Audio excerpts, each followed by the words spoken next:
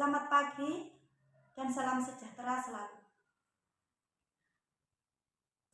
Perkenalkan, nama saya adalah Dr. Mas Ada SEMSI. Saya adalah salah satu dosen di Institut Teknologi Ahmad Dahlan Lamongan. Saat ini saya adalah dosen pengampu mata kuliah Manajemen Strategi di Prodi S2 Magister Manajemen Institut Teknologi Ahmad Dahlan Lamongan. Untuk metode pembelajaran mata kuliah Manajemen Strategi, saya menggunakan metode hybrid, di mana ada dua sistem, yaitu menggunakan daring online, saya menggunakan Zoom Meeting, dan offline, yaitu tatap muka. Adapun deskripsi mata kuliah, yaitu mata kuliah ini menguraikan dan menjelaskan tentang teori pemanfaatan dari konsep teoretik manajemen strategi dalam konteks tata kelola perusahaan. Adapun perkuliahan diselenggarakan sebanyak 16 kali pertemuan dalam satu semester, yang terdiri dari 14 kali pertemuan teori dan 2 kali pertemuan yang dikhususkan untuk pelaksanaan UTS, ujian tengah semester, dan UAS, ujian akhir semester, di mana bobot SKS dari mata kuliah manajemen strategi adalah 3 SKS. Mata kuliah ini merupakan mata kuliah wajib yang harus diambil oleh mahasiswa program S2 Magister Manajemen pada semester 2 atau semester genap. Adapun bahan kajian atau materi pembelajaran dari materi manajemen strategi adalah yang pertama, konsep dasar kebijakan bisnis atau manajemen strategi. Yang kedua, menetapkan arah perusahaan. Yang ketiga, lingkungan bisnis eksternal. Yang keempat, lingkungan bisnis internal. Yang kelima, analisis situasi dan strategi perusahaan. Yang keenam, strategi fungsional dan strategi bisnis. Yang ketujuh, implementasi strategi. Yang kedelapan, pengendalian dan evaluasi strategi. Yang keempat, atau teknik. Yang keempat, dan sebagian kinerja. Adapun daftar referensi, saya menggunakan dua. Yang pertama yaitu dan yang pendukung. Yang utama, pengarangnya yaitu dari David dan Everett 2016 dengan judul Manajemen Strategik, Konsep dan Kasus, penerbit Brand Halindo. Yang pendukung salah satunya yaitu dari Juliani Ritongan 2020, buku Agile Manajemen Strategi, Teori dan Aplikasi, publishernya Dipublish. Untuk capaian pembelajaran lulusan atau CPL. CPL yang dibebankan pada mata kuliah adalah beberapa capaian pembelajaran lulusan program studi atau CPL Prodi yang digunakan untuk pembentukan atau pengembangan sebuah mata kuliah yang terdiri dari aspek sikap, keterampilan umum, keterampilan khusus, dan pengetahuan, di mana capaian pembelajaran lulusan Prodi atau CPL Prodi adalah kemampuan yang dimiliki oleh setiap lulusan Prodi yang merupakan internalisasi dari sikap, penguasaan, pengetahuan, dan keterampilan sesuai dengan jenjang prodinya yang diperoleh melalui proses pembelajaran. Adapun untuk kode CPL dari unsur sikap atau S, ada beberapa poin. Yang pertama, bertakwa kepada Tuhan Yang Maha Esa. Yang kedua, menjunjung tinggi nilai kemanusiaan. Yang ketiga, berkontribusi dalam peningkatan mutu kehidupan bermasyarakat, berbangsa, bernegara, dan kemajuan peradaban berdasarkan Pancasila. Yang keempat, berperan sebagai warga negara yang bangga dan cinta tanah air, memiliki nasionalisme, serta rasa tanggung jawab pada negara dan bangsa. Yang kelima, menghargai keanekaragaman budaya, pandangan, agama, dan kepercayaan, serta pendapat atau temuan orisinil orang lain. Yang keenam, taat hukum dan disiplin dalam kehidupan bermasyarakat dan bernegara. Yang ketujuh, menginternalisasi semangat kemandirian, norma, nutrisi. Dan yang terakhir, mengembangkan keilmuan secara berkelanjutan. Sedangkan CPL dari unsur keterampilan umum atau disingkat KU ada 4 poin. Yang pertama, mampu menerapkan pemikiran logis, kritis, sistematis, dan inovatif dalam konteks pengembangan atau implementasi ilmu pengetahuan dan teknologi yang memperhatikan dan menerapkan nilai humaniora yang sesuai dengan bidang keahlian manajemen strategi. Yang kedua, mampu menunjukkan kinerja mandiri, bermutu, dan terukur. Yang ketiga, mampu menyusun deskripsi saintifik hasil kajian tersebut di atas dalam tesis dan mengunggahnya dalam laman perguruan tinggi. Dan yang keempat, mampu mengambil keputusan secara tepat dalam konteks penyelesaian masalah dalam bidang keahliannya berdasarkan hasil analisis informasi dan data. Sedangkan CPL dari unsur pengetahuan ada 3 poin. Yang pertama, menguasai konsep teori tentang manajemen strategi. Yang kedua, menguasai prinsip tentang penyusunan laporan hasil penelitian yang empiris dengan mempertimbangkan dinamika lingkungan bisnis global pada aspek manajemen strategi. Dan yang ketiga atau yang terakhir, menguasai dan memprediksi perkembangan lingkungan penelitian bisnis yang secara dinamis berubah pada bidang manajemen strategi. CPL dari unsur keterampilan khusus ada beberapa poin. Yang pertama, mampu menyusun, menyajikan laporan hasil penelitian empiris dan ilmiah berbasis perusahaan sesuai dengan standar global yang berlaku pada bidang manajemen strategi. 2. Mampu mengevaluasi manajemen tata kelola korporat, peran dan tanggung jawab sosial dalam lingkungan korporat, dan menjunjung tinggi nilai-nilai etika individual dan profesional. Yang ketiga, mampu mengembangkan pendekatan multidisiplin yang terintegrasi untuk mengevaluasi strategi, keputusan serta memberikan adaptif strategi organisasi dan keputusan dalam lingkungan nasional dan internasional. Dan yang terakhir, mampu berpikir dan berperan sebagai pemimpin manajemen perusahaan guna meningkatkan nilai organisasi dan keputusan strategis berbasis hasil penelitian empiris dan ilmiah yang mendalam pada bidang manajemen strategi. CP mata kuliah atau CPMK. CP mata kuliah adalah kemampuan yang dijabarkan secara spesifik dari CPMK yang dapat diukur atau diamati dan merupakan kemampuan akhir yang direncanakan pada tiap pembelajaran dan bersifat spesifik terhadap materi pembelajaran mata kuliah tersebut. Kemampuan akhir yang diharapkan atau yang sub CPMK adalah kemampuan yang dijabarkan secara spesifik dari CPMK yang dapat diukur atau diamati dan merupakan kemampuan akhir yang direncanakan pada setiap tahap pembelajaran dan bersifat spesifik terhadap materi pembelajaran pada mata kuliah tersebut, di mana diambil dari setiap pertemuan pada bagian analisis instruksional. Adapun poin-poin yang ada dalam CPMK ada 11 poin. Yang pertama, mahasiswa mampu menjelaskan konsep dasar kebijakan bisnis atau manajemen strategi.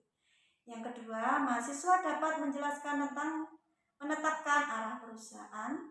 Yang ketiga, mahasiswa dapat menjelaskan tentang lingkungan eksternal. Yang keempat, mahasiswa dapat menjelaskan tentang lingkungan internal. Yang kelima, mahasiswa mampu untuk menganalisis situasi dan strategi perusahaan. Yang keenam, mahasiswa mampu untuk mengevaluasi dan memetakan strategi fungsional dan strategi bisnis.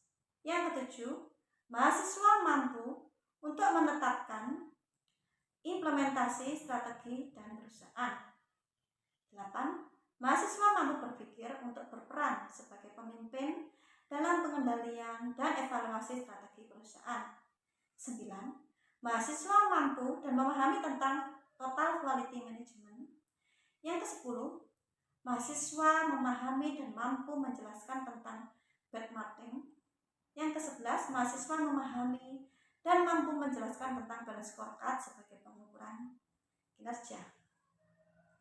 Untuk pengukuran penilaian mata kuliah manajemen strategi, di sini indikator penilaian adalah kemampuan dalam proses maupun hasil belajar mahasiswa adalah pernyataan spesifik dan terukur yang mengidentifikasi kemampuan atau kinerja hasil belajar mahasiswa yang disertai bukti-bukti. Bukti-bukti di sini yaitu berupa hasil-hasil tugas dan interaksi antara mahasiswa dan dosen pada waktu pembelajaran setiap sesi.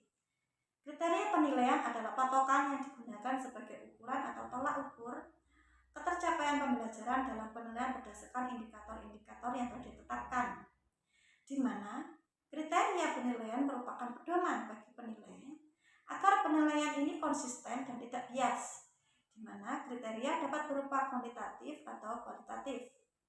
Adapun untuk bobot penilaian adalah persentase penilaian terhadap setiap pencapaian sub-JPMK yang besarnya proporsional dengan tingkat kesulitan pencapaian sub-JPMK tersebut dan totalnya adalah 100%. Selanjutnya akan saya tampilkan video pembelajaran pengajaran metode mata kuliah manajemen strategi dengan menggunakan Zoom Meeting. Berikut videonya.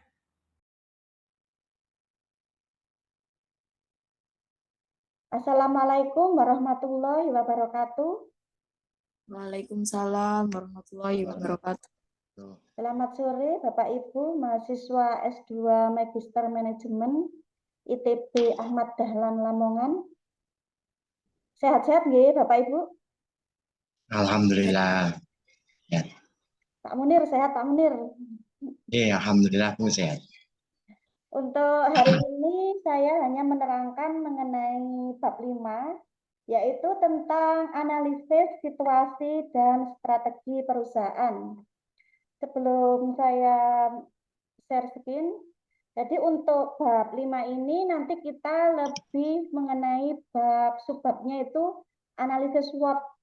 Jadi sebelum saya flashback untuk mulai analisis SWOT, mungkin flashback ke bab terdahulu yang pertama lingkungan internal dan lingkungan eksternal perusahaan. Mungkin ada yang masih ingat pertemuan yang lalu-lalu mengenai lingkungan internal perusahaan.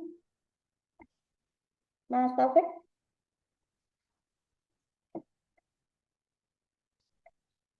Tahu yang lain? Jadi untuk analisis SWOT ini nanti membandingkan antara kita mengidentifikasi dari faktor internal yang terdiri dari lingkungan eksternal perusahaan dan nanti sama lingkungan eksternal perusahaan atau faktor eksternal perusahaan. Saya izin share screen dulu.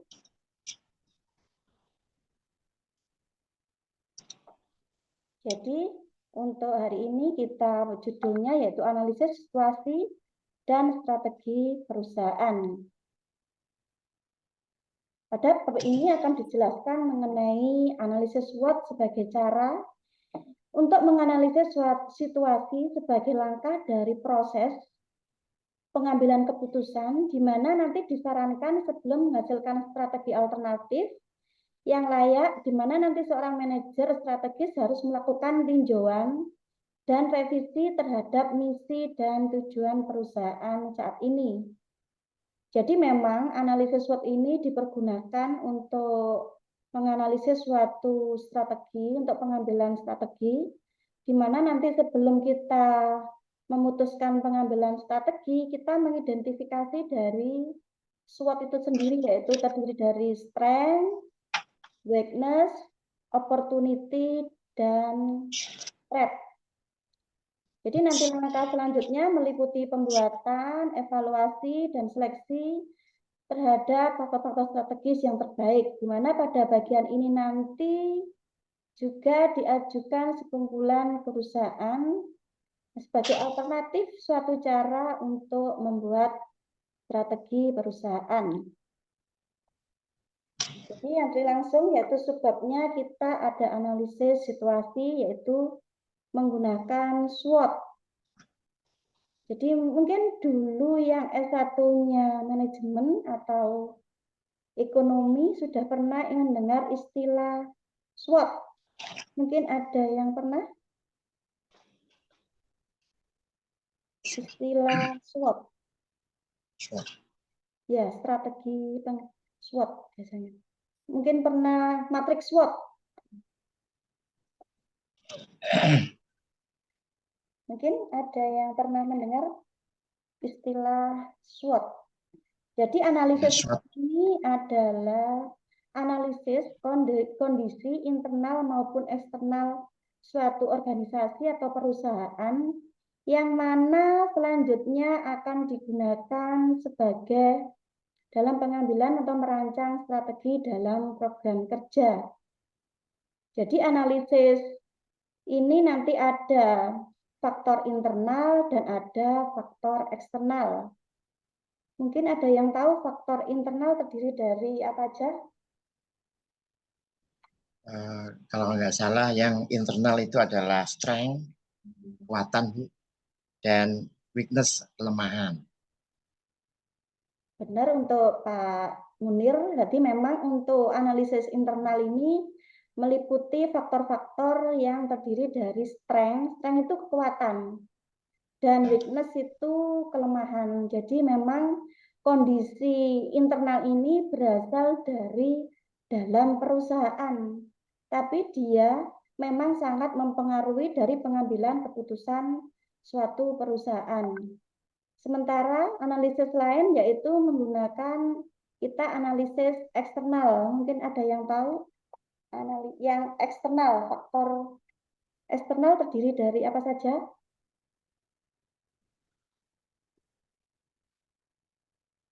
Eksternal itu opportunity atau peluang, dan threats, ancaman.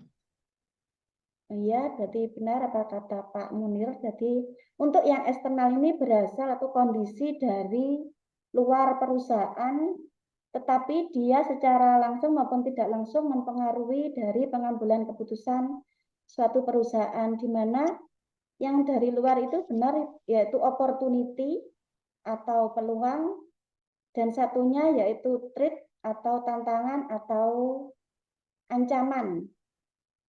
Mungkin di sini ada yang punya usaha kecil-kecilan atau usaha atau tempat bekerja.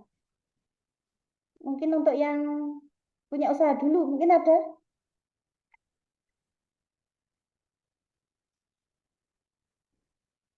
Apa ada yang punya usaha?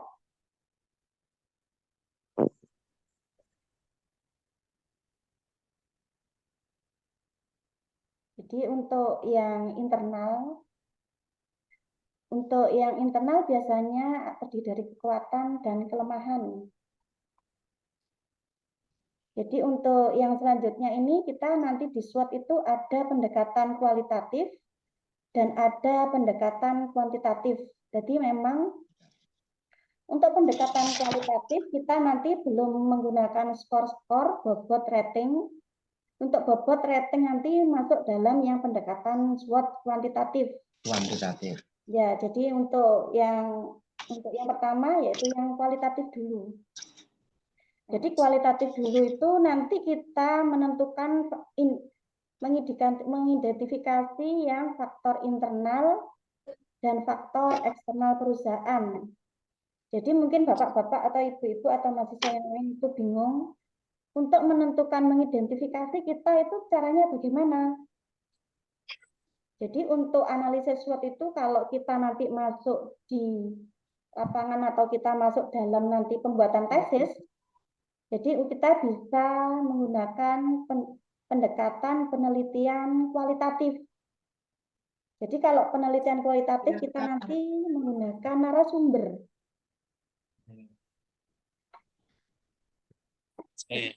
Jadi kita nanti mengidentifikasi yang faktor internal dan faktor eksternal itu bisa menggunakan wawancara mendalam dengan para informan. Mungkin ada yang tahu informan itu apa?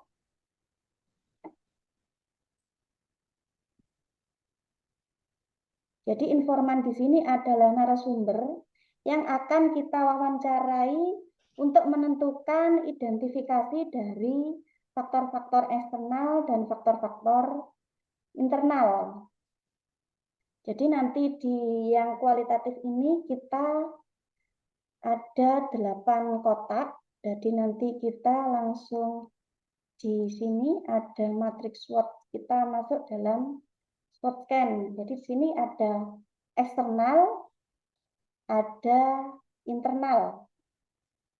Atau biasanya di sini itu EVAS, yang bawah ini IVAS. Jadi untuk yang EVAS atau eksternal ini ada opportunity atau peluang. Ya, jadi ini yang atas ini eksternal, opportunity itu peluang dari luar perusahaan.